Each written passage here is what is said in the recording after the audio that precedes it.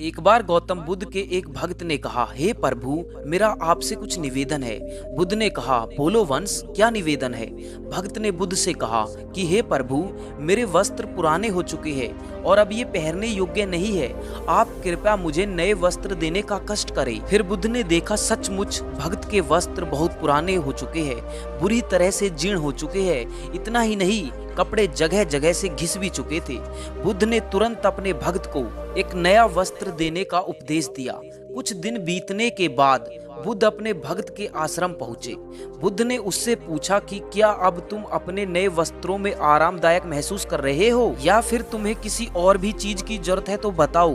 भक्त ने कहा, धन्यवाद प्रभु, मैं इन वस्त्रों में बहुत आराम महसूस कर रहा हूँ। मुझे इसके अलावा और वस्त्रों की फिलहाल आवश्यकता नहीं है। बुद्ध बोले कि अब जब तुम्हें नए वस्त्र मिल गए हैं तो तुमने अपने पुराने वस्त्रों का क्या किया। भक्त ने बुद्ध से कहा कि मैं अब उसे ओढ़ने के लिए प्रयोग कर रहा हूँ। फिर बुद्ध बोले, तो फिर तुमने अपनी पुरानी ओढ़नी का क्या किया। फिर भक्त ने कहा, हे महात्मा, मैंने उसे खिड़की पर पर्दे की तरह लगा दिया है क्योंकि पर्दे पुराने हो गए थे। फिर महात्मा बुद्ध बोले, यानी तुमने पुराने पर्दे फेंक दिए। भक्त ने कहा, नहीं नहीं महात्मा, मैं तो पर्दे के टुकड़े कर उसे रसोई में गर्म पतीले को आग से उतारने के लिए इस्तेमाल करता हूँ। बुद्ध ने फिर से कहा, ओ तब तो फिर रसोई के पुराने कपड़े को तुमने फेंक दिया होगा।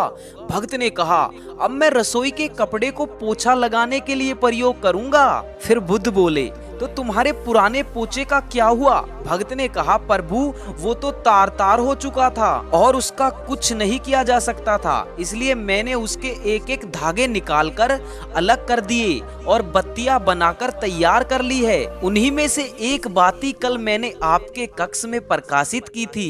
बुद्ध अपने भक्त से बहुत प्रसन्न हुए क्योंकि भक्त में यह समझ थी कि पुरानी वस्तुओं का कहां और कैसे प्रयोग किया जा सकता है। मेरे दोस्त, महात्मा बुद्ध की ये छोटी सी कहानी हमें बहुत कुछ सिखाती है, लेकिन इस बार आप मुझे कमेंट में बताएं कि इससे आपको क्या सीखने को मिला।